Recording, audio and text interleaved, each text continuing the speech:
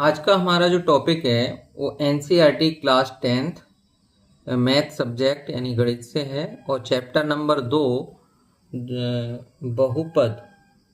Chapter number 2 जो है बहुपद, उसकी प्रश्नावली 2.2 से लिया गया है। आज हम लोग किसी भी द्विघात बहुपद के शून्य कैसे पता करते हैं इसको सीखेंगे और यहाँ पर शून्यकों और जो बहुपद होता है उसके गुणांकों के बीच क्या संबंध होता है उस संबंध को पहले तो समझेंगे और फिर उस संबंध की सत्यता की जांच भी करेंगे। तो यहाँ थोड़ा सा हम लोग समझते हैं कि कोई भी बहुपद जो होता है, जैसे द्विघात बहुपद होता है ax⁴ bx + c, ये एक द्विघात बहुपद है। ये कैसा बहुपद है? द्विघात बहुपद। और द्विघात जिसकी घात 2 है, द्विघात बहुपद में जो पद होते हैं वो 3 होते हैं, 1 2 3। तो यहाँ 3 गुणांक हुए। एक x² का गुणांक हो गया यानी x⁴ वाले का गुणांक हो गया, x⁴ वाले का एक गुणांक b, और जो अचर पद होता है वो c, यानी कि 3 गुणांक होते हैं a b c। ये a b c जो होते हैं वो गुणांक कहलाते हैं, बहुपद के गुणांक कहलाते हैं। अब मान लो कि इसके शून्य यानी x के वो मान जो इस पूरे बहुपद के मान को शून्य बना देंगे, एक मान अल्फा है और दूसरा बीटा है। तो यहाँ पर अल्फा और बीटा जो शून्यक हैं हमारे अल्फा बीटा, एक अल्फा है और एक बीटा, क्योंकि घात 2 है तो इसके शून्यक भी 2 होंगे। अगर घात 3 होती तो इसके शून्यक 3 होते हैं। तो यहाँ पर इन शून्यकों और इन गुणांकों के बीच जो संबंध होता है वो होता है अल्फा + बीटा बराबर -b/a, यानी कि उन शून्यकों का जो योग होता है वो -x का गुणांक बटे x⁴ का गुणांक होता है। अल्फा × बीटा यानी कि उनके शून्यकों का जो गुणनफल होता है वो c/a, यानी कि अचर पद बटे में x⁴ का गुणांक c/a। इस संबंध की हम जांच करेंगे। उससे पहले हम लोग पहला एक क्वेश्चन लेते हैं। ये क्वेश्चन है x⁴ -2x - 8, इसके शून्यक पता करेंगे। तो शून्यक पता करने के लिए हम लोग इसके गुणनखंड करेंगे। तो गुणनखंड करने के लिए क्या करें? x⁴ -2x - 8 के गुणनखंड करने के लिए थोड़ा समझ लेते हैं। जैसे यहाँ x⁴ का जो गुणांक है, यहाँ पर कोई संख्या नजर नहीं आ रही है, लेकिन यहाँ एक जो संख्या है वो है 1। इस 1 और इस 8 की हम लोग गुणा करेंगे। जैसे 1 × 8 हो गया, बराबर आया 8। अब क्या करेंगे? हम लोग यहाँ पर संख्याएं ढूंढना शुरू करते हैं जिनकी गुणा 8 आती है। जैसे कि 8 एकम 8 होता है, फिर 4 दूनी 8 होता है, और इसके अलावा कुछ नहीं, यानी कि 8 एकम 8 हो गया, 4 दूनी 8 हो गया। इसके अलावा कोई सी ऐसी दो संख्याएं नजर नहीं आ रही हैं जिनकी गुणा 8 आ गया। जैसे 2 चौक 8 होता है तो 4 दूनी 8 है, 2 चौक 8, बात वही है। तो अब यहाँ पर चिन्ह देखेंगे, अचर पद से ठीक पहले जो चिन्ह लगा है वो माइनस है। माइनस का मतलब होता है घटाकर, माइनस का मतलब होता है घटाकर। अब यहाँ पर 8 में से 1 घटाओ, कितना आ रहा है? 7। 4 में से 2 घटाओ, 2। यहाँ पर x का जो गुणांक है वो 2 है, यानी कि घटाने पर हमें 2 लाना है। तो इसका मतलब ये वाला जो जोड़ा है वो हमारे काम का है और इसको हम सिलेक्ट कर लेते हैं। क्या करेंगे? x⁴ माइनस x को ऐसे ही रखेंगे और यहाँ पर -8 ऐसे ही रखेंगे। ये जो 2 है इसकी जगह इस जोड़े का इस्तेमाल करेंगे। यहाँ लिख देंगे 4 - 2। बीच में माइनस इसलिए लगा रहे हैं क्योंकि पहले ही निश्चित हो गया यहाँ माइनस है तो घटा के लाना है। अगर ये प्लस होता तो बीच में प्लस लगाते हैं। अब क्या करें? x⁴ माइनस इस x से अंदर गुणा कर देंगे तो 4x हो जाएगा। ये माइनस और ये माइनस हो गया प्लस, और यहाँ पर x की और 2 की गुणा हो जाएगी 2x, और ये माइनस का 8। एक जोड़ा ये बना और एक जोड़ा ये बन गया।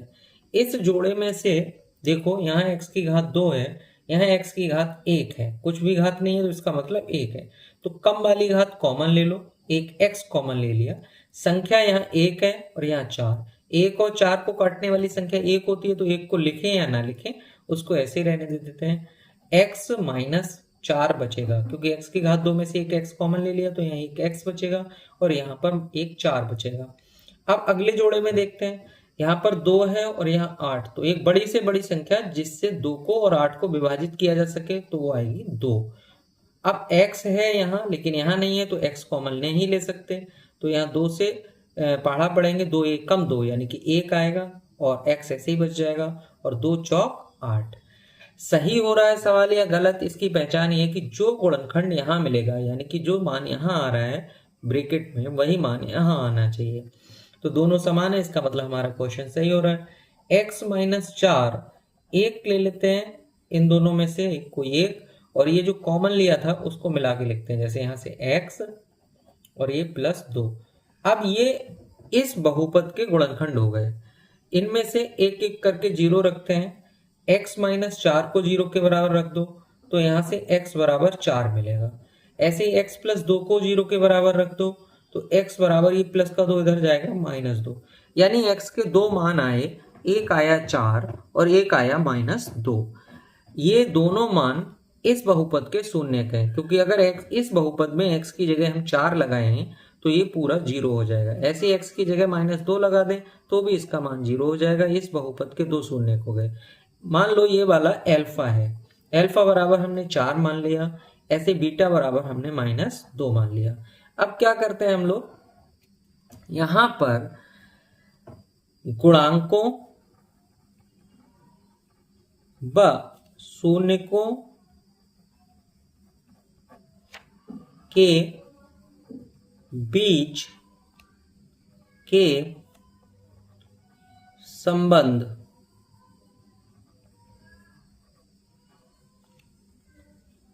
की सत्यता की जांच करेंगे।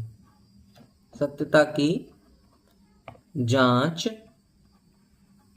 करेंगे। सबसे पहले अल्फा प्लस बीटा ले लेते हैं। अल्फा प्लस बीटा देखें यानी दोनों को जोड़ें, 4 प्लस माइनस 2 तो बराबर आ रहा है 4 माइनस 2 बराबर 2, यानी कि उनका जो योग है वो 2 आ गया। अब यहाँ पर अगर इसकी तुलना करें हम तो यहाँ देखेंगे कि एक्स स्क्वायर का जो गुणांक है वो a होता है और यहाँ पर एक्स स्क्वायर गुणांक कोई भी संख्या नहीं है, इसका मतलब 1 है। ऐसे ही x का गुणांक b होता है तो यहाँ x का गुणांक माइनस 2 है तो b बराबर माइनस 2 हो गया। c देखेंगे यहाँ पर अचर पद हो गया माइनस 8, चिन्ह सहित हमको लिखना होता है, चिन्ह सहित यहाँ लिखेंगे। अब माइनस b बटे a निकालते हैं तो यहाँ से देखो माइनस और b का मान है माइनस का 2 तो माइनस का 2 यहाँ ले लिया और बटे में a का मान कितना 1। अब माइनस से माइनस में गुणा करेंगे प्लस 2। आपने देखा कि अल्फा प्लस बीटा का मान भी 2 आया, माइनस b बटे a का मान भी 2 आया। इसका मतलब अल्फा प्लस बीटा बराबर माइनस b बटे a सत्य साबित हुआ। अब हम लोग अल्फा इंटू बीटा निकालते हैं तो अल्फा इंटू बीटा देखेंगे, दोनों का गुणनफल 4 गुणा माइनस 2 तो 4 दूनी 8, ये प्लस का ये माइनस का। एक चीज और ध्यान रखो कि प्लस की जो गुणा होती है वो प्लस की गुणा माइनस से अगर करेंगे तो माइनस की गुणा अगर प्लस से करेंगे तो भी माइनस, और माइनस की गुणा अगर माइनस से करेंगे तो प्लस। समान चिन्हों की गुणा प्लस आती है, विपरीत चिन्हों की गुणा माइनस आती है। अब ये प्लस का 4 माइनस का 2 तो ये माइनस का 8 आ जाएगा। अब यहाँ पर हम c बटे a निकालते हैं। c बटे a, c का मान यहाँ कितना है माइनस 8, a का मान कितना है यहाँ पर 1, तो ये देखो ये माइनस का 8 आ गया, दोनों आपस में बराबर है।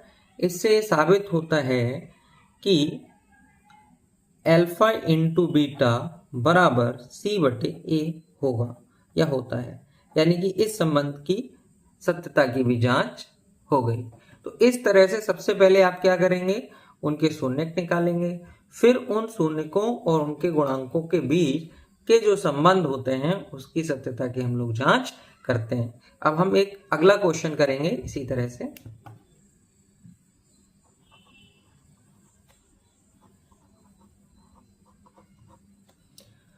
हमारा अगला जो क्वेश्चन है वो 4s की घात 2 माइनस 4s प्लस 1 है। सबसे पहले हम इसके शून्यक निकालेंगे। तो शून्यक निकालने के लिए क्या करें, s की घात 2 का जो गुणांक है 4 और ये अचर पद जो है वो एक, इनकी गुणा कर लेते हैं। जैसे 4 गुणा 1 बराबर कितना आया 4। अब आप वो संख्याएं ढूंढो जिनकी गुणा 4 आती है। जैसे 4 एकम 4 होता है और 2 दूनी 4 होता है। अब यहाँ पर अचर पद का चिन्ह देखेंगे, चिन्ह है यहाँ पर प्लस, तो प्लस का मतलब होता है जोड़कर, प्लस का मतलब होता है जोड़कर। अब हम जोड़ते हैं, देखो 4 और 1 5, 2 और 2 4, जोड़ के लाना कितना है, ये जो s का गुणांक है वो कितना 4, तो इसका मतलब जोड़ के 4 लाना है। तो 4 और 1 मिला के तो 5 हो रहा है, तो ये हमारे काम का नहीं है। 2 और 2 मिला के 4 हो रहा है, इसका मतलब ये हमारे काम का है।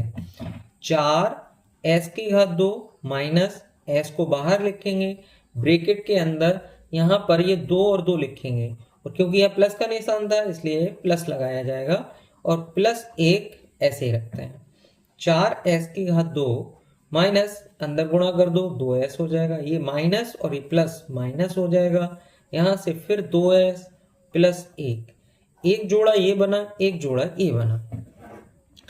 अब इस जोड़े में देखो s की घात 2 है और s की घात 1 है, तो एक s तो कॉमन आएगा ही आएगा। अब संख्या देखते हैं क्या क्या है। जैसे यहाँ 4 है, यहाँ 2 है, तो 4 और 2 में ऐसी संख्या देखो जो 4 को डिवाइड कर दे और 2 को डिवाइड कर दे, यानी दोनों को डिवाइड करे, तो ऐसी संख्या होगी 2, क्योंकि 2 से 4 भी कटेगा और 2 भी कटेगा, तो 2 कॉमन ले लिया, 2 दूनी 4 होता है 2। s की घात 2 में से एक s बाहर ले लिया तो ये बचा एक s, माइनस 2 एकम 2 यानी 1 आएगा, और s कॉमन ले लिया तो यहाँ 1 बचेगा।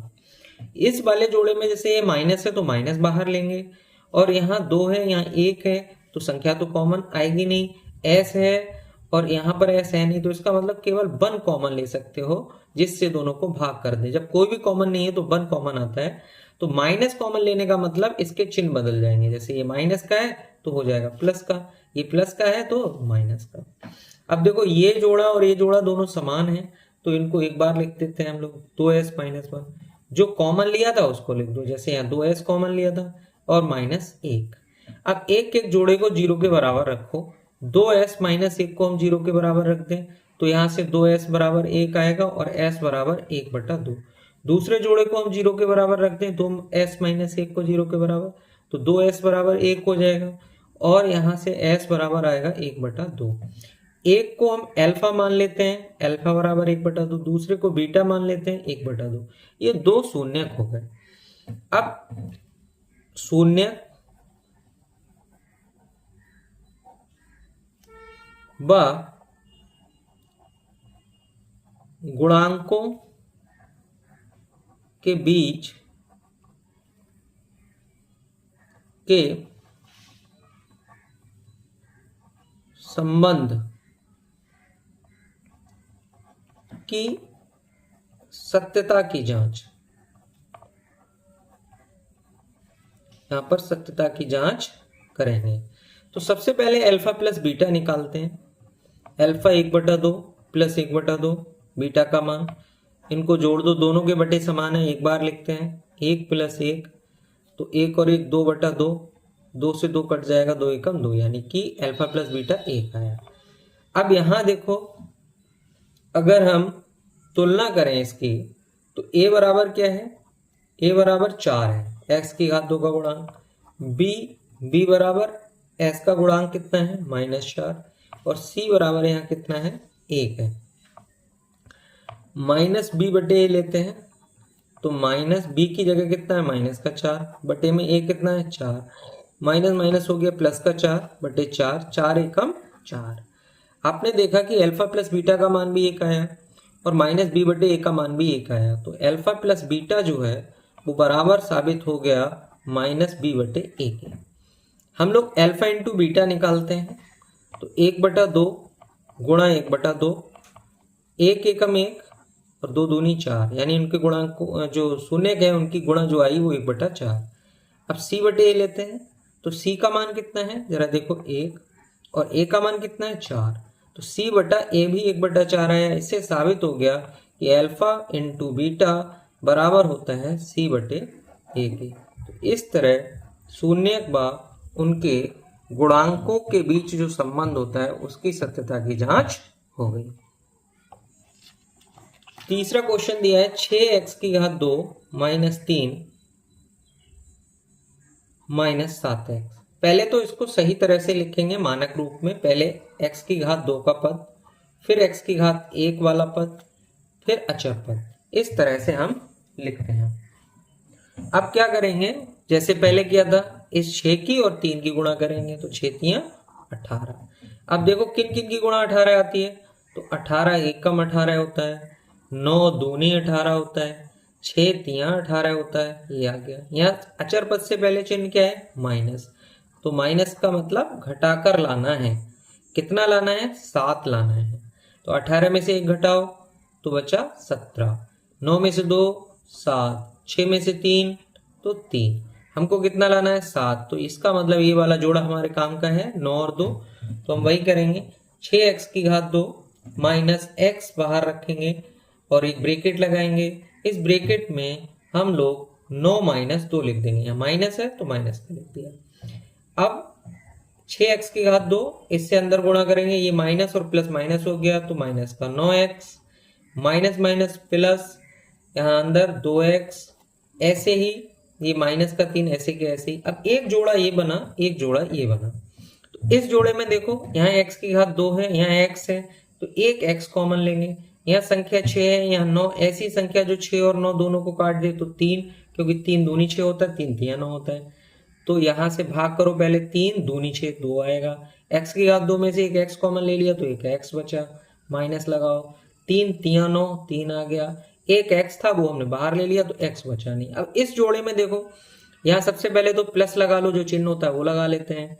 यहाँ 2 है, यहाँ 3 है, तो ऐसी संख्या जो 2 3 को काट दे वो होती है 1। यहाँ x है, यहाँ नहीं है, तो x कॉमन नहीं ले सकते। एक कॉमन लेने का मतलब जैसा है वैसा ही लिख देंगे, 2x माइनस 3। अगर माइनस का कॉमन लिया जाता तो इनके चिन्ह बदल देते, माइनस वाला प्लस, प्लस वाला माइनस। अब देखो सवाल सही है या गलत, तो उसकी पहचान जैसे 2x माइनस 3 यहाँ मिला, 2x माइनस 3 यहाँ, तो इसका मतलब ये सही हो रहा है। तो एक बार तो हमने जो ब्रैकेट में आया उसको लिख लेते हैं, और दूसरी बार जो कॉमन लिया था उसको लिखते हैं, जैसे 3x और प्लस 1। ये दो गुणनखंड मिल गए इसके। एक एक गुणनखंड को 0 के बराबर रखो, 2x माइनस 3 को बराबर रख दो 0, तो 2x बराबर आएगा, ये माइनस 3 इधर जाएगा प्लस, और x बराबर जो आएगा वो 3/2। ऐसे ही यहाँ से हम लोग 3x प्लस 1 बराबर 0 रखते हैं, तो 3x बराबर हो जाएगा -1 और x बराबर हो जाएगा -1/3। पहले वाले को अल्फा मान लेते हैं, अल्फा हो गया हमारा 3/2। दूसरे वाले को मान लेते हैं बीटा, बीटा हो गया -1/3। अब क्या करेंगे हम लोग, गुणांकों व शून्यकों के बीच के संबंधों की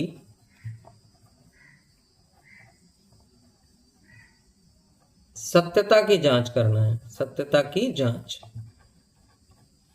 तो सबसे पहले क्या करेंगे, हम यहां से उनके गुणांक लिखते हैं। जैसे x की घात 2 का गुणांक a बराबर हो गया 6, फिर b होता है x की घात 1 वाला गुणांक -7, और c हो गया -3।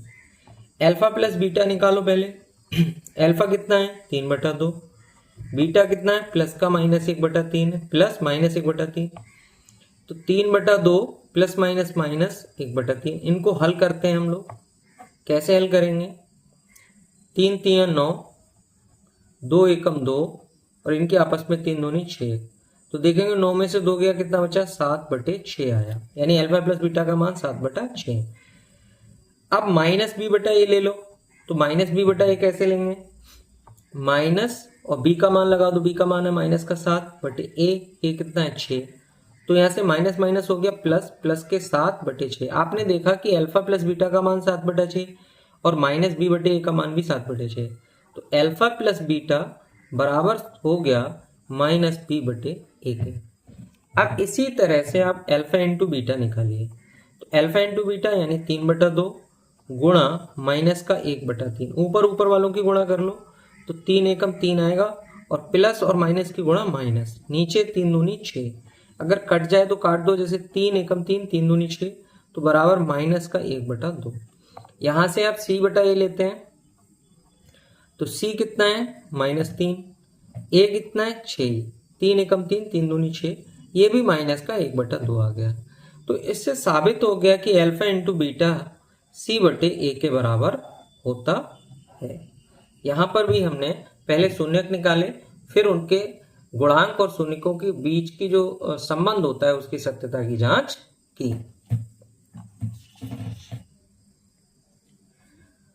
अगला क्वेश्चन लेते हैं चौथे नंबर का।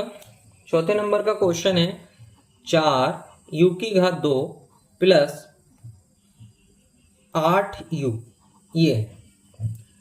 अब इसके हम गुणनखंड करेंगे, क्योंकि इसमें 3 पद नहीं है तो इसके गुणनखंड बड़े आसानी से हो सकते हैं। क्या करें, यहां से हम 4u कॉमन ले लेंगे, तो यहां पर एक u बचेगा और 4 दूनी 8, 2 बचेगा, तो बराबर। अब इसको देखो, इसके दो गुणनखंड हो गए, एक तो 4u हो गया और एक u प्लस 2।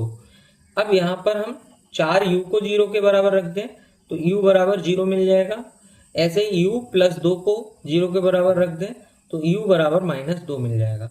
एक को अल्फा मान लो तो अल्फा बराबर 0, एक को बीटा, बीटा बराबर -2, तो एक शून्य 0 आ गया और दूसरा आ गया बीटा -2। अब संबंध यानी कि जो गुणांक है, जैसे अगर यहाँ a देखें तो a u स्क्वायर का गुणांक हो गया, u स्क्वायर गुणांक 4।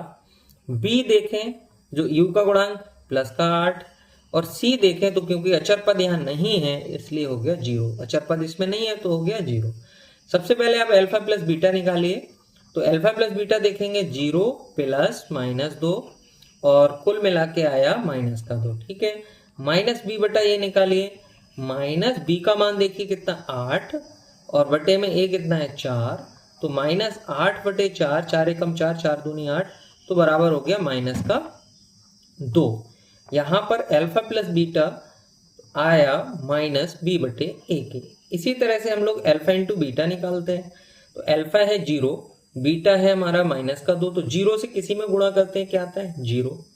अब c बटे a निकालते हैं, तो c कितना है, c है यहाँ पर 0 और a कितना है 4। 0 को किसी से भाग करें तो भी 0 आएगा, 0 को किसी से गुणा करें तो भी 0, तो c बटे a का मान भी 0 और अल्फा इंटू बीटा का मान भी 0। इसका मतलब अल्फा इंटू बीटा बराबर है c बटे a के।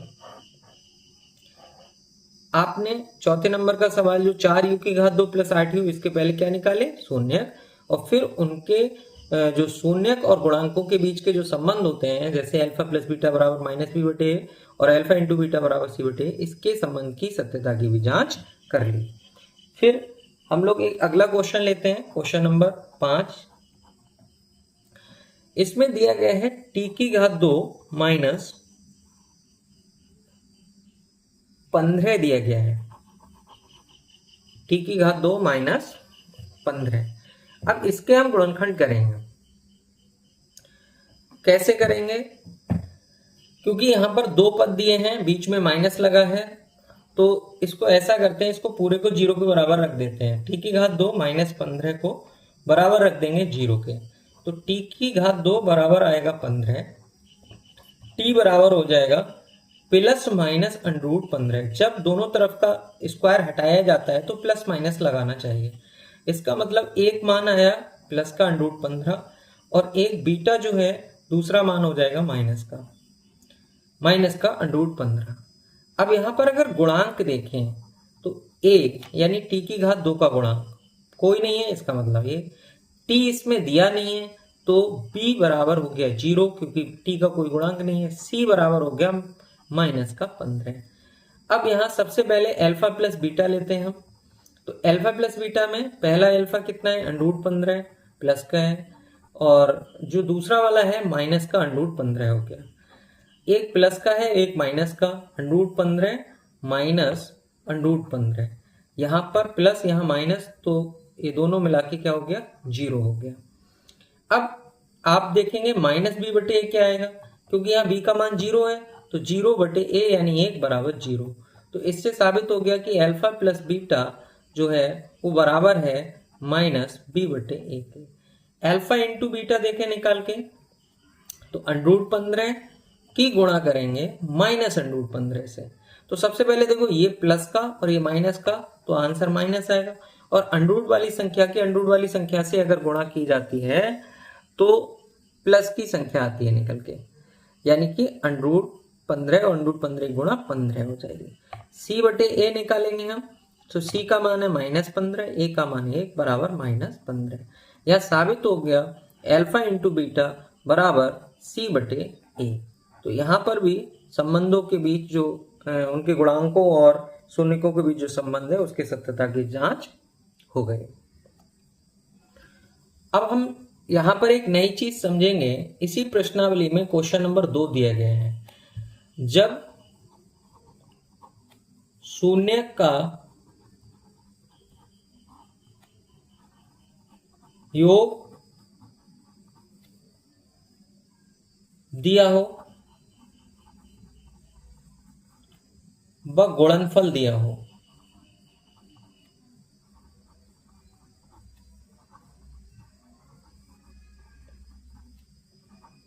तो बहुपद कैसे निकालते हैं?